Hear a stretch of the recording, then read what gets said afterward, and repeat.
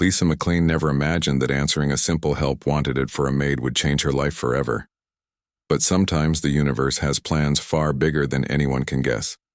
She had seen the posting taped to the bulletin board outside the downtown employment office: clean, reliable, hardworking, needed for live-in position at private residence, excellent pay.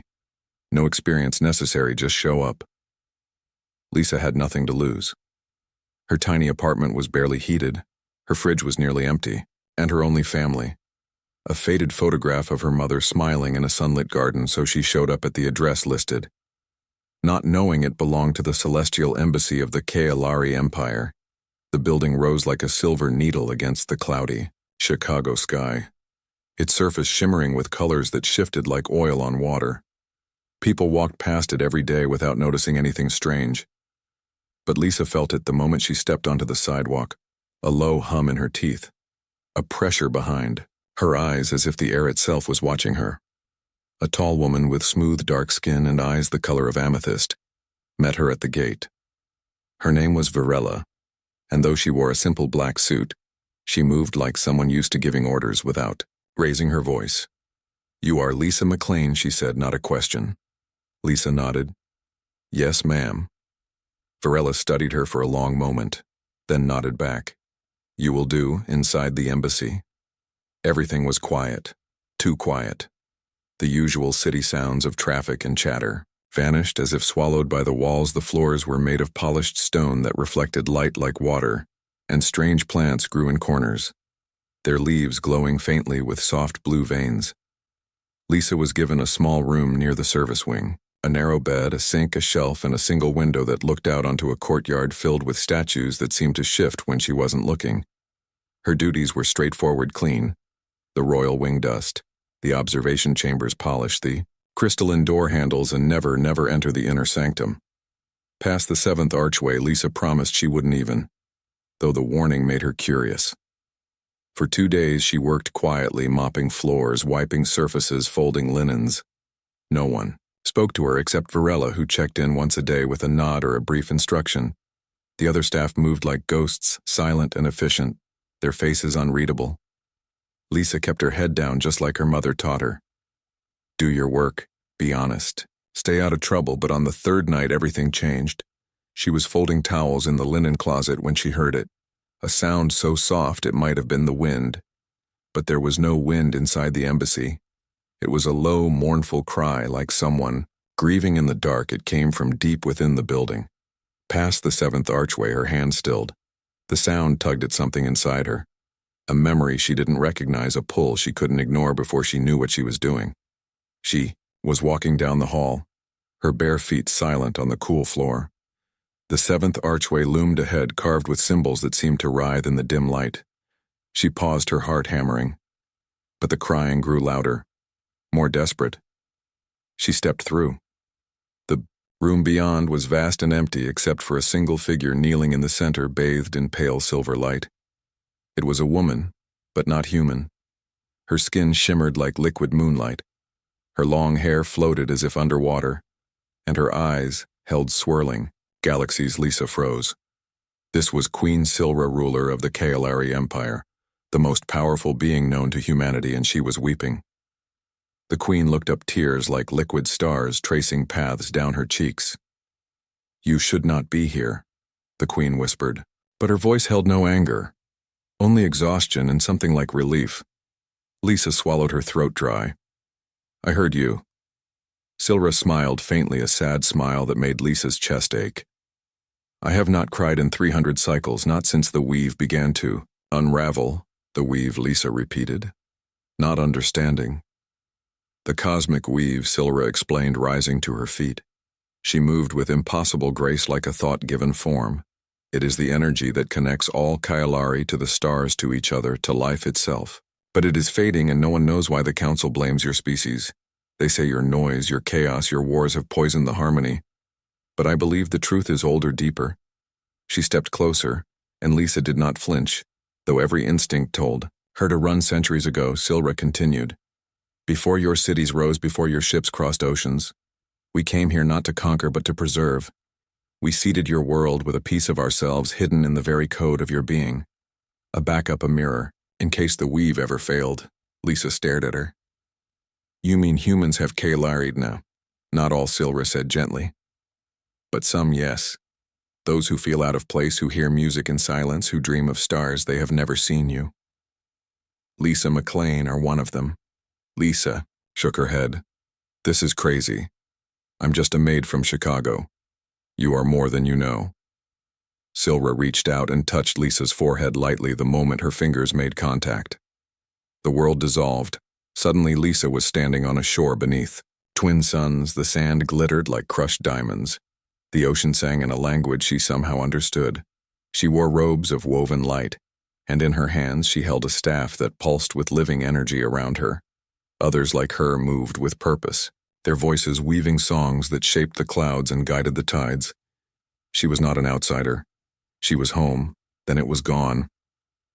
She gasped, stumbling back into the present, her knees weak, her breath coming fast. Silra caught her arm, steadying her. You saw it, didn't you? Lisa nodded, tears in her eyes. Yeah, I saw it. The Queen's expression softened, then turned serious. The Council will not allow me to pursue this path. They fear humans too much. They see only destruction, not potential, but if I can awaken the dormant thread within you, if you can reconnect with the weave, it might heal. Not just my people, but yours as well. What do I have to do? Lisa asked, her voice barely above a whisper. 3 nights, Silra said, each deeper than the last. On the 3rd night, the alignment will be perfect, the veil thinnest, but we must be quick. They already suspect me. Varela can only delay them so long. Lisa thought of her empty apartment, her lonely days. Her mother's voice telling her to be good, to be small, to not make waves, but this felt different. This felt like the first real choice she had ever made. Okay, she said. I'll do it. The next day passed in a blur. She cleaned as usual, but everything felt different. The air hummed with meaning. The light held secrets. The plants seemed to lean toward her as she passed. She noticed things she hadn't before, the way the guards avoided the eastern wing, the way the council members spoke in hushed tones when they thought no one was listening, the way Varela watched her with something like hope. That night she returned to the sanctum. Silra was waiting, seated on a low dais of glowing stone. You are ready, she said. Not a question. Lisa nodded and sat cross-legged before her. Close your eyes. This time, the vision was sharper. She saw herself standing in a great hall beneath a dome of living crystal. Kalari nobles bowed as she passed, their faces filled with reverence. She spoke, and the stars outside shifted in response. She was not just part of the weave, she was a weaver. When she opened her eyes, she was crying, not from fear but from recognition. This was not a dream, it was a memory. On the 3rd night the embassy shook. Alarms blared. Red lights flashed and the air filled with the scent of burning metal. Varela appeared in Lisa's doorway. Her face bruised, her uniform torn. They know, she said, breathless. Go now. Lisa ran through the halls, her heart pounding, her bare feet slapping against the stone. She reached the 7th archway and burst into the sanctum. Queen Silra stood in the center, surrounded by 3 armored figures, their faces hidden behind masks of black metal, their weapons humming with deadly energy. Traitors, Silra hissed.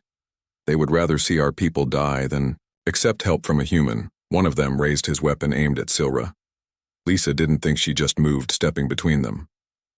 I am not just human, she said, her voice stronger than she felt. I am the bridge, the lead assassin. Hesitated. What are you, Lisa? Turned to Silra. Do it. The queen nodded and placed both hands on Lisa's temples this time. There was no gentle fade. The world exploded into light. Lisa felt herself unraveling and reassembling, every cell singing, every memory aligning. She saw the first Kalari stepping onto Earth, planting seeds of starlight in the soil, watching as life grew and changed and forgot, but never truly lost. When the light faded, she stood taller, her skin glowing faintly, her eyes deep with ancient knowledge. The assassins dropped to their knees, not in attack but in awe, for in her gaze they saw not a human but a sister. A weaver returned outside the cosmic weave, stirred for the first time in centuries. It sang in the days that followed. The embassy transformed. The council was summoned not to a trial but to a revelation, one by one. They looked into Lisa's eyes and remembered who they were, what they had lost and what they could become again. Silra declared a new era, one of unity, not just among Kailari, but between species. Lisa was named Emissary of Two Worlds, a title she accepted not with pride but with quiet determination. She still wore her gray uniform, still cleaned the halls when she had time. But now when she walked through the embassy heads, turned not in judgment but in respect, she never went back to her old apartment. Not because she couldn't, but because she finally understood she had never really belonged there. She had always been waiting for this, for someone to see her, not as a maid but as a key, and sometimes late at night when the stars burned especially bright. She would stand on the embassy balcony, close her eyes, and listen to the weave hum through her bones. A song of home. A song of hope. A song she was finally. Lisa McLean felt the shift before she saw it. A quiet tremor in the weave. Not a break but a ripple, like a stone dropped in still water far away, yet close enough to stir the surface. She stood in the embassy garden where the memory vines curled. Around stone pillars, their leaves glowing faintly with stored stories. She had come to water them as she did every morning. A simple task that grounded her in the rhythm of care. But today, the air tasted different, metallic and thin, like before a storm. Virella found her there. Her steps quick, her face tight. Something is wrong. Lisa nodded. I feel it. Reports are coming in from the outer colonies, the new ones, the ones awakened by the Keeper's song. They are going silent, one by one. No signals, no distress calls, just quiet. Lisa closed her eyes and reached into the weave, searching for the threads that connected to those distant worlds. They were still there, but dull, muted, as if wrapped in cloth. Someone or something was dampening them, not destroying, just silencing. It is not the old council, Lisa said. They are gone for good. No, Virella agreed. This is different. Colder. They went to the observation dome where the sky map shimmered with live data points, hundreds of them representing awakened. Worlds now over 30 were dark, and the number grew by the hour. Lisa knew she had to go, not as an ambassador this time, but as a listener.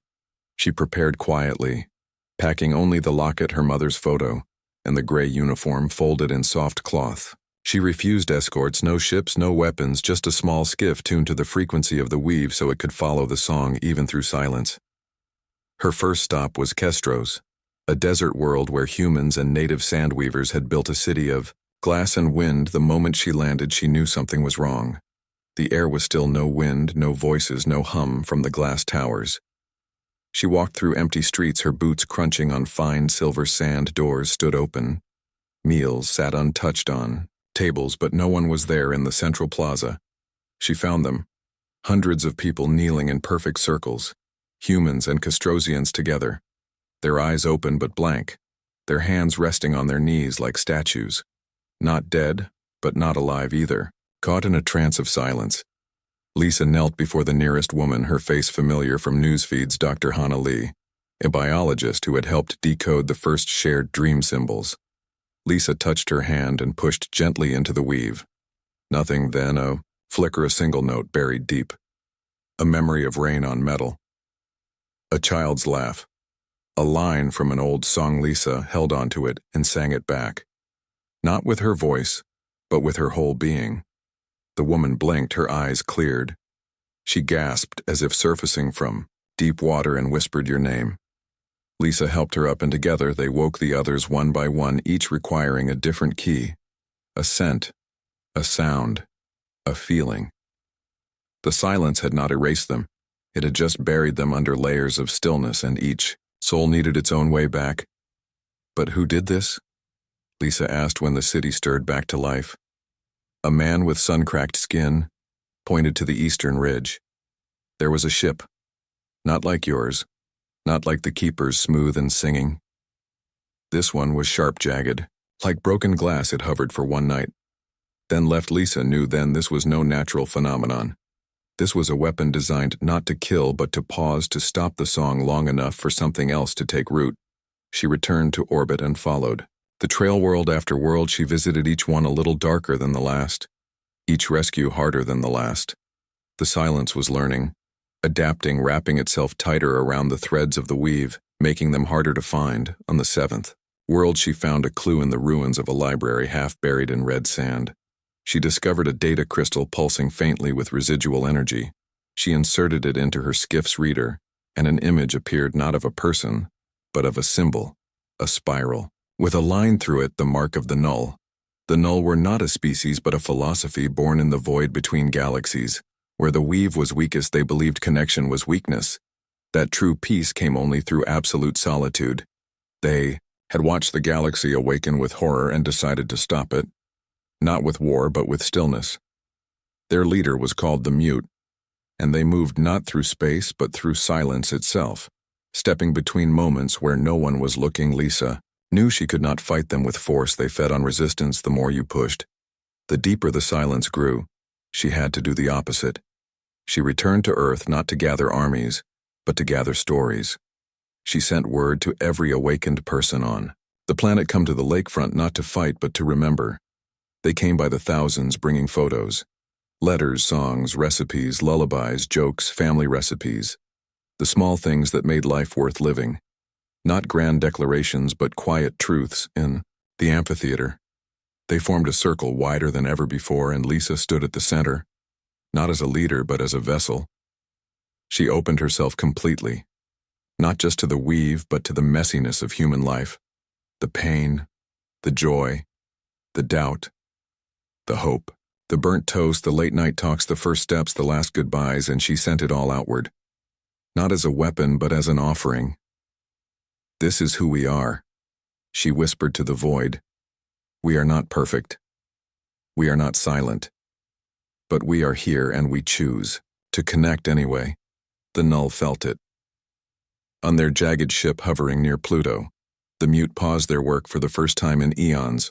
The silence around them trembled, not with fear but with curiosity. They had never considered that noise could be beautiful, that chaos could hold meaning, that a burnt dinner or a child's off-key song could be worth preserving. The Mute stepped to the edge of their ship and looked toward Earth. Not with judgment, but with wonder. Lisa felt the shift in the weave. The silence did not vanish, but it softened. It made room. Owned by one, the null ships powered down, not in surrender but in curiosity. They came to Earth not as invaders but as students. Lisa met the Mute at the lakefront. The being, tall and sharp, edged their face, smooth and featureless, but their posture less rigid than before. You offer too much, the Mute sent their thought, rough like stone, and you offer too little. Lisa replied gently, but maybe together we can find enough. They stayed not in the embassy, but in simple homes among humans, learning to cook, to laugh, to cry. The Mute took the name Eli after a child they met who shared her ice cream without asking why they looked strange. Weeks turned to months. The awakened world stabilized. Not because the silence was gone, but because people learned to hold both song and stillness in balance. Lisa continued her work not as a savior, but as a gardener, tending the fragile shoots of connection wherever they appeared. One evening, as she walked through the embassy garden, she found Varela sitting beneath the oldest memory vine, her hands folded in her lap. You look tired, Varela said. Lisa sat beside her a little. Maybe, but it is a good tired. You have given everything. Not everything. Lisa smiled. I still have my uniform, my locket, and my morning walks, Varela chuckled. You are still just Lisa. Always. They sat in comfortable silence, watching the vines pulse with soft light. Later that night, Lisa stood on the balcony again, the city below alive with gentle light, the stars above clear and bright. The weave hummed steady, strong, and now woven with threads of quiet understanding. She touched her locket and whispered, Thank you, Mom, for teaching me to listen, even when the world is loud. And in that moment, she knew the work would never be done, but that was all right because the song was not meant to end. It was meant to be passed on, one quiet act of kindness at a time, one shared story, one open heart. And as long as someone was willing to listen, the universe would keep singing. Lisa McLean woke before dawn, the soft hum of the weave already threading through her dreams like a lullaby. She sat up in her narrow bed, the gray uniform folded neatly on the chair beside her. She no longer needed to wear it every day, but she kept it close like a talisman, a reminder of where she began. The embassy was quiet at this hour, the Kalari staff still in their rest cycles, the human visitors not yet stirring. But Lisa felt the pull. Something was coming. Not danger, but change, the kind that settles in your bones before it shows in the sky. She walked barefoot through the empty halls, her steps silent on the warm stone. The walls pulsed gently in response to her presence, greeting her like an old friend. She reached the observation chamber, a dome of living crystal that opened to the stars above, and there she saw it. A new light, not a star, not a ship, but a bloom of silver energy unfolding near the edge of the solar system. Slow, steady, purposeful. Silra appeared behind her without sound. You see it too, Lisa nodded. What is it? The answer, Silra said softly, the first response. To what? To the song we sent when the wave turned to healing. It did not just renew Earth. It reached outward, carrying our truth into the void now. Someone or something has heard and is coming to see if it is. Lisa's breath caught. They might not be friendly. They might not be anything like us. Silra agreed. But if we hide now, we betray everything we have built over the next week. The light grew brighter. Closer, the United Earth Coalition formed in panic. Ships scrambled to defensive positions. Generals demanded protocols. But Lisa stood before them in a simple meeting room, her voice calm. I am going out to meet them alone. You cannot be serious. A general. Barketti, the bridge, she said, not the weapon. If they see armies, they will see threat. If they see me, they will see truth. Selra supported her, and after much debate they agreed. The journey took 3 days aboard a small Kailari skiff. No weapons, no shields, just a single seat and a window that showed the stars rushing by. Lisa brought only her uniform folded in a cloth sack and a small locket with her mother's picture. She did not pray, but she remembered every kind word, every quiet act of kindness that had shaped her. She would offer those as her greeting. When she arrived, the silver bloom resolved into a vessel unlike any she had seen. It was not metal, but woven light shaped like a spiral shell, drifting gently as if breathing. Lisa opened her comms not with words but with feeling. She sent the song of the weave, the memory of the lakefront, the child's laugh, the grandmother's prayer, the scientist's wonder. For a long time there was silence. Then the shell opened, not with doors or hatches, but with unfolding petals of light. And from within stepped a being, tall, slender, with skin like polished pearl, and eyes that held no galaxies, but deep calm, like still water. It did not speak in sound, but in thought, and Lisa understood. You are small, she heard, and you are far from home. Lisa sent back. The being tilted its head. You carry the old song, but changed. How we remembered together, Lisa replied, human and Kailari, not as separate but as one thread in the same cloth. The being stepped, closer, its form shifting slightly as if adjusting to her presence. You are the first in 10,000 cycles to answer the silence, not with fear, but with welcome. Who are you? Lisa asked. We are the keepers, the ones who planted the first seeds. Not just on your world, but on many. When the great forgetting began, we scattered hope like stars and waited. Lisa's heart swelled. You left us on purpose, not abandoned, sown like seeds in dark soil, waiting for the right rain. Tears filled her eyes. Then you knew we would find our way back, we hoped. The keeper extended a hand, not to touch, but to offer. Lisa reached out, and the moment their energies met, the weave surged, not just between them, but across the galaxy, a chain of light igniting world after world, where forgotten seeds stirred in human and alien hearts alike. You are not alone, the keeper sent, and you never were. When Lisa returned to Earth, she did not come alone. The keeper's vessel followed, not landing but hovering gently over the lakefront amphitheater where it all began. People gathered again, not in fear but in awe, and the keeper spoke not in one voice but in many languages at once, so every person heard it in their mother tongue. The time of hiding is over, the time of remembering has begun. In the weeks that followed, more lights appeared in the sky, not ships of war but vessels of kinship, each carrying beings who had once seeded life on distant worlds, each drawn by the song Earth had reignited. Lisa became the first human ambassador, not to one species but to many.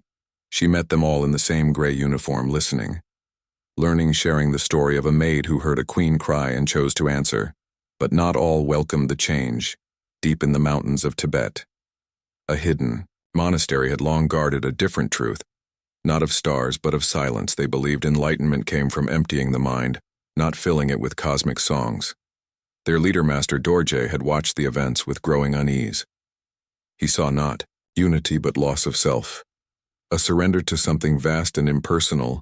He sent a message not of hate but of warning. Lisa read it in her room, The paper rough, the ink black and simple. You trade noise for song, but both drown the voice within. She did not dismiss it. She visited him. The journey was long, winding paths, steep cliffs, thin air, but she went alone. No escort, no fanfare. Just a woman in a gray uniform walking toward a question master. Dorje met her at the gate. An old man with kind eyes and hands like tree roots. You come seeking argument, he said. No, Lisa replied. I come seeking balance.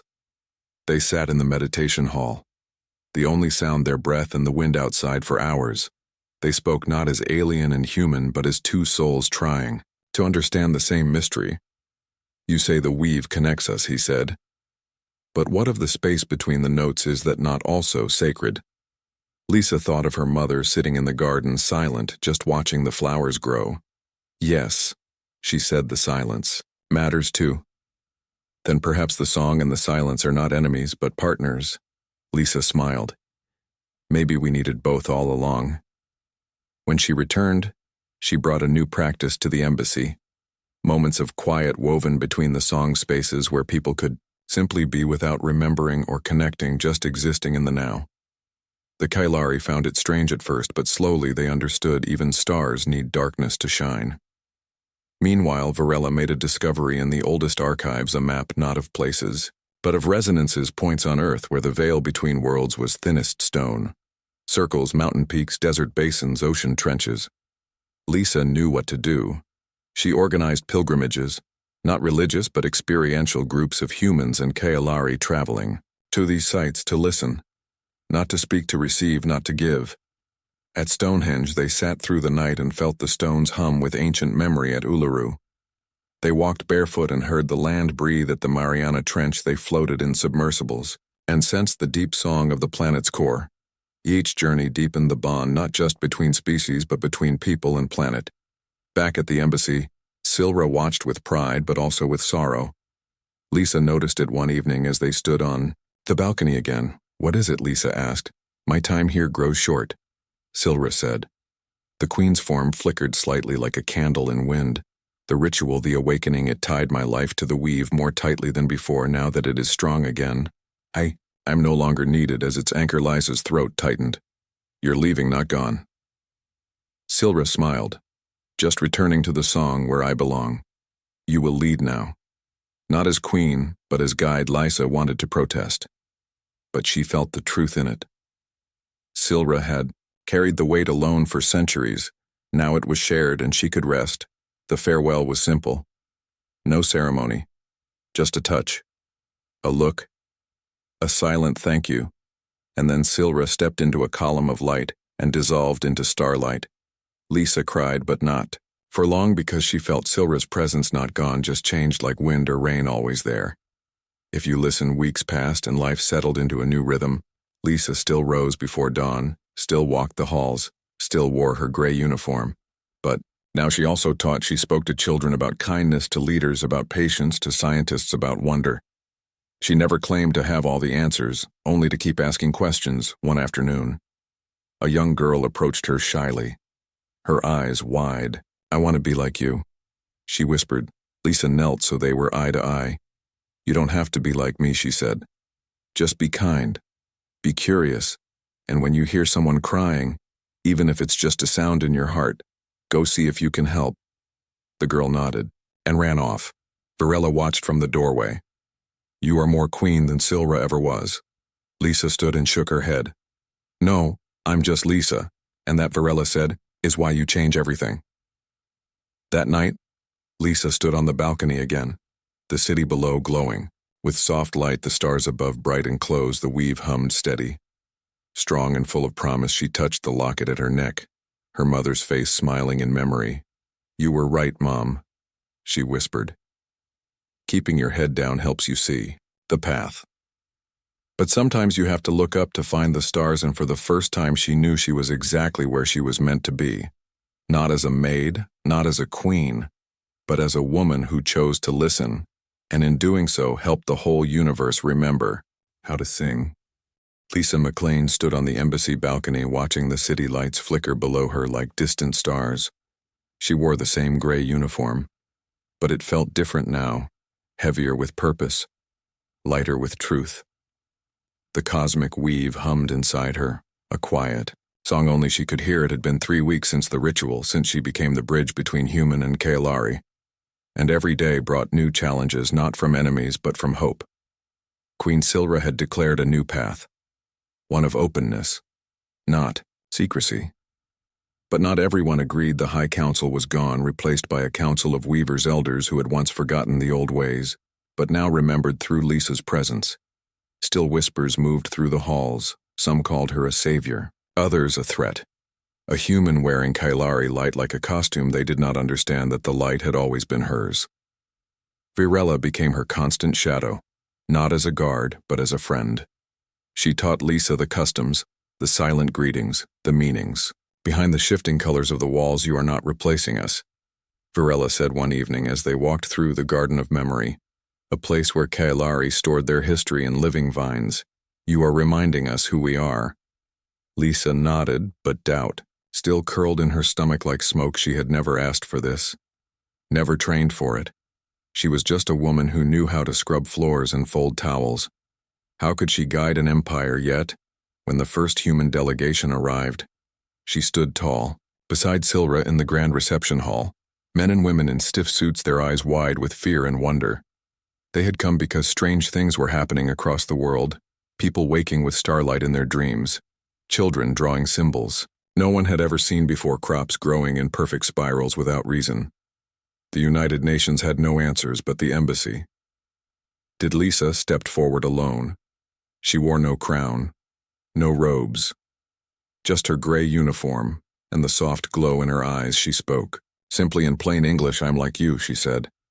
I was born in Chicago. I lost my mother when I was 16. I worked 3 jobs just to keep the lights on. I am not special, but something inside me remembered, and maybe something inside you does too. A woman in the front row gasped, her hand flying to her mouth. Tears welling in her eyes, she whispered, my daughter, she draws those stars every night. That moment changed everything. In the weeks that followed, humans began arriving at the embassy, not as diplomats but as seekers. They came from every corner of the earth. Farmers, teachers, students, soldiers, all drawn by a pull they could not explain. Silra opened the gates and Lisa welcomed them one by one, listening to their stories, holding their hands, guiding them through gentle meditations to see if the Kaelari thread slept within them. Most felt nothing, but some did. A boy from Kansas saw silver rivers in his sleep. A grandmother from Senegal heard songs in a language she had never learned. A scientist from Tokyo found equations in her mind that defied known physics. Each one was different, but all carried the same. Quiet Awalisa worked tirelessly, sometimes 16 hours a day. Her feet aching, her voice hoarse, but she never complained. This was her work now. Not cleaning floors, but cleaning the fog from people's souls, helping them see what had always been there. But not all reactions were kind news. Outlets called it a cult, a mass delusion. Governments grew nervous. Soldiers gathered at the embassy gates, not to attack but to watch, waiting for a sign of danger. Protests formed downtown. Signs reading, "Don't trust the star people and aliens, go home." Lisa watched the footage on a small screen in her room, her heart heavy, but Silra placed a hand on her shoulder. Fear is the first step before understanding. They feared us when we hid. Now they fear us because we are real. Give them time. Then came the night. The power failed. Not just in the embassy, but across the entire city then. The state then, half the continent. Lights went out. Phones died, engines stalled, even the stars seemed dimmer. People panicked, but inside the embassy, the vines glowed brighter. The walls pulsed with steady light, and Lisa felt it. The weave straining. Like a rope about to snap, Silra appeared in her doorway, her face grim. It is happening again. What the silence, the great forgetting, it began centuries ago on our world. Now it spreads here. The weave is thinning faster than we thought. Lisa's blood ran cold. What do we do? Awaken more, Silra said. But we need a focus, a place where human and Kaelari energy can meet without fear. Without doubt, Lisa knew instantly the lakefront, the old stone amphitheater near Navy Pier. It was neutral ground, open to sky and water, a place where people gathered for music and peace. They moved quickly. Virella organized transport. Kaelari ships cloaked in mist. glided silently over the dark city carrying those who had already awakened humans and Kailari together. They gathered at the amphitheater under a moonless sky. Hundreds, then thousands more came drawn by instinct, by rumor. By hope, Elisa stood at the center on the worn stone stage. She did not speak. She simply closed her eyes and reached into the weave, pulling gently, not forcing, just inviting. At first nothing happened, then a child in the front row gasped, her eyes glowing faintly silver. Others followed, a ripple of light spreading through the crowd like wind through grass. The air grew warm, the darkness lifted not by electricity but by presence. The stars returned brighter than before, and the weave sang a song so old it predated language. In that moment every person there felt it, a connection not just to each other, but to something vast. And loving and alive they wept. They laughed, they held strangers' hands, and for the first time in generations the earth itself sighed in relief. But high above, in a hidden orbital station, a different kind of fear stirred. General Kor, the last loyalist of the old council, watched the event through a long-range lens. His fists clenched, his jaw tight. He had fled the embassy after the ritual, vowing to protect the purity of the Kailari race from human corruption. Now he saw not corruption, but union, and it terrified him more than war. He activated the beacon deep in the void beyond Pluto. Something ancient stirred, a weapon left behind by the first Kailari, not to destroy but to reset. If the weave ever fell into unworthy hands, it would cleanse, the system burn away the infection and begin again. The beacon pulsed, once silent, deadly. Back on Earth. Lisa felt it too. A cold spot in the song. A note of warning. She opened her eyes and looked up. Not at the stars, but beyond them. Silra appeared at her side. You feel it too? Yeah, Lisa whispered. It's coming, isn't it? Silra nodded. The final test. They returned to the embassy. Not in triumph, but in urgency. Lisa gathered those who had awakened, the boy from Kansas, the grandmother from Senegal, the scientist from Tokyo, and dozens more. They formed a circle in the sanctum hands. Joined, hearts open, Varela stood guard at the entrance, her weapon ready not to fight but to buy time. High in orbit, General Kor gave the command. The weapon awakened. It was not a bomb or a beam, but a wave. A pulse of pure silence designed to sever all connections to the weave, erase the awakened, and return the galaxy to quiet order as it neared Earth. The sky darkened again, not from lack of light but from absence of meaning. Birds fell silent, rivers slowed. Clocks stopped, people froze mid-step, their eyes empty inside the sanctum. Lisa held the circle together, her voice steady. Sing with me, she said, not with words but with feeling. And they did. The boy hummed, a tune his mother used to sing. The grandmother chanted an old prayer. The scientist recited prime numbers like a lullaby. Others added their own truths, their joys, their sorrows, their love. The weave responded. Light erupted from the circle, not blinding, but embracing it, shot upward through the embassy, through the atmosphere, meeting the wave. Not with force, but with memory. You are not alone. The light whispered to the weapon. You were made to protect, not to erase. For a moment the wave hesitated, then it changed. Instead of silence, it carried song. Instead of erasure, it carried healing. It washed over the planet, not as a reset, but as a renewal. Cities lit up. Not with electricity, but with shared understanding. Enemies dropped their weapons and wept. Strangers hugged in the streets, and for the first time in human history, no one felt truly alone. In orbit, General Kor watched his weapon turn gentle. He expected rage, but felt only peace. He lowered his head and wept in Earth. Lisa collapsed into Silra's arms, exhausted but smiling. It worked. Silra whispered, you taught it to remember in the days that followed. The world changed slowly but surely. Government stepped back as people organized themselves into communities of care. Schools taught not just facts but connection. Hospitals healed not just bodies but spirits, and the embassy became not a symbol of alien power but a home for all who sought truth. Lisa still wore her gray uniform. She still cleaned sometimes, not because she had to but because it grounded her in the simple acts of care that had always defined her. One evening, as she stood again on the balcony, Silra joined her. The city below glowed with soft light, not electric but alive. You could rule worlds now, Silra said gently. Lisa shook her head. I don't want to rule, I just want to help, and that, Silra said, is why you already Lisa smiled and looked up at the stars, no longer distant, no longer foreign. They were family and she was finally home. Lisa McLean woke to the sound of rain. Not the soft patter she knew from Chicago, but a deep rhythmic drumming like 1,000 hands tapping on glass. She sat up in her bed, the gray uniform folded neatly on the chair as always. But something felt different. The air was heavier, thicker with a scent she did not recognize, like wet stone and old paper. She walked to the window and saw it.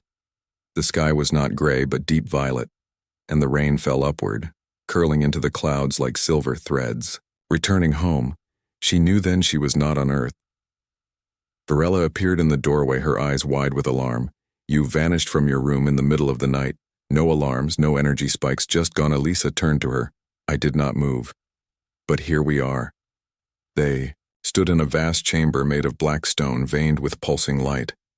The walls curved like the inside of a shell, and the floor was warm beneath their feet.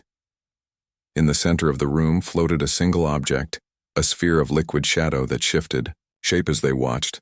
This is not a place on any map, Varela whispered. No, Lisa said softly. It is a place between places. The sphere rippled, and an image formed inside it. Not a memory, but a warning. A world burning, not from fire, but from too much song. Too much connection, every mind linked, every heart open until there was no self left. Only a single screaming chorus with no silence to hold. Lisa stepped back, her breath catching. That is what happens if we go too far. The sphere showed another image, a world frozen in perfect stillness. No movement, no thought, no breath, the null's dream taken to its end. Balance, she whispered. That is what we must keep. The sphere stilled, then split into two halves, one light, one dark. They circled each other, slowly like dancers. A voice spoke not in sound but in feeling. You have been chosen not to lead but to tend. Lisa looked at Varela, who nodded slowly. This is the source, the heart of the weave itself. Why show us this? Now, Lisa asked. Because the next test is not from outside but from within. The images faded and the chamber began to dissolve. The violet sky returned to blue. The rain fell down again, and they stood once more on the embassy balcony in Chicago, as if no time had passed. But Lisa knew. Time had bent in the days that followed. Strange things happened, not in the sky but in the hearts of people. Those who had awakened began to change, not all at once but subtly. Some grew restless, their connection to the weave so strong they started speaking for others, saying what was best without asking. Others withdrew completely, overwhelmed by the noise of so many minds. They built walls around themselves, seeking the old silence. Even Eli the mute, now living in a small house near the lake, began to doubt, am I losing myself in your noise or finding? Lisa visited them all, not with answers but with questions to the overconnected. She said, do you hear their voice or just your idea of it, to the withdrawn? She asked, what are you afraid? To feel she held no meetings, no grand speeches, just quiet conversations over tea or walks in the park. She reminded them that connection was a choice, not a command. That silence was not failure but space, but the tension grew. A group calling themselves. The chorus claimed Lisa was holding back the full potential of the weave. They wanted to link every human mind into one great consciousness. No more war, no more lies, no more loneliness. Another group. The Hollows argued that true peace meant severing, all links returning to pure individuality, even if it meant losing the song. Both sides gathered at the lakefront amphitheater on the same night. Not to listen, but to demand. Lisa stood between them, her gray uniform plain against their glowing robes and dark cloaks. You both speak truth, she said, but only half of it. The chorus leader stepped forward. We offer unity, the Hollows speaker countered. We offer freedom. Lisa looked at them both, then at the crowd behind them. Mothers, fathers, teachers, children, all caught between two extremes. What if unity without freedom is prison, she asked, and freedom without unity is loneliness? Silence fell, then a child in the back shouted, but I want both. Lisa smiled. Yes, you can have both. She walked to the center of the stage and sat cross-legged on the stone. Close your eyes. She said, not to join minds but to find your own. People hesitated, then slowly obeyed. Lisa did not send a song this time. She sent a question. What makes you feel most like yourself? Baker remembered, kneading dough at dawn. A nurse recalled holding a patient's hand through the night. A student thought of solving a hard problem alone in her room. A musician heard the first note of her own song. Each person found their answer not in others but in themselves, and in that moment of quiet self-knowing they also felt something else. The gentle presence of others doing the same, not merging, not separating, just being near. The weave hummed, not loud, not silent, but steady. When they opened their eyes, the chorus and the hollows looked at each other not as enemies but as mirrors. We were both afraid, the chorus leader admitted. Afraid of being lost. The hollow speaker finished. Lisa stood and took both their hands.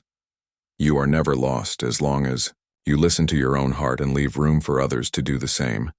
That night the groups did not disband, but they changed the chorus. Became listeners, not speakers. The hollows became guardians of quiet, not isolation.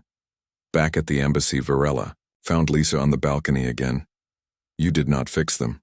She said. No, Lisa replied. I just reminded them they could fix themselves. Varela smiled. You are learning the hardest lesson of all. What is that? That you cannot carry the world. You can only walk beside it. Lisa nodded and looked up at the stars. Weeks passed in a new kind of peace. Not perfect, but real people built communities that honored both connection and solitude. Schools taught children to listen inward and outward. Hospitals offered healing that respected both shared pain and private grief. Even the embassy changed the memory. Vines now grew in patterns that shifted with the mood of the city, sometimes dense with light, sometimes sparse and calm. Morning, Lisa received a message, not through comms but through a dream. A simple image of a door in a field of white flowers. She knew it was time. She packed her locket, her uniform, and a small pouch of earth from the embassy garden. Varela met her at the skiff. You are leaving for a while. Lisa said. The weave is strong here. It does not need me holding it together anymore. Where will you go? Wherever the next quiet cry is heard. I came to say goodbye too, standing a little awkwardly in the rain. You taught me that silence can hold love. Eli sent, and you taught me that noise can hold peace. Lisa replied. They hugged, and for the first time Eli cried, not from pain but from fullness. Lisa's skiff rose into the sky. Not fast, not flashy. Just a small silver dot heading toward the edge of the solar system where the stars were just beginning to whisper again. She did not know what she would find. Maybe a world too loud, maybe one too quiet, maybe just a single person sitting alone wondering if anyone heard them. And that was enough, because Lisa McLean was no longer just a maid or a bridge or a guide. She was simply a woman who listened, and in a universe full of noise and silence that was the rarest gift of all. As the earth shrank behind her, she touched her locket and whispered, I'm ready, Mom. And somewhere in the vast dark, a new song began, not hers alone but theirs together, waiting only for someone to hear it.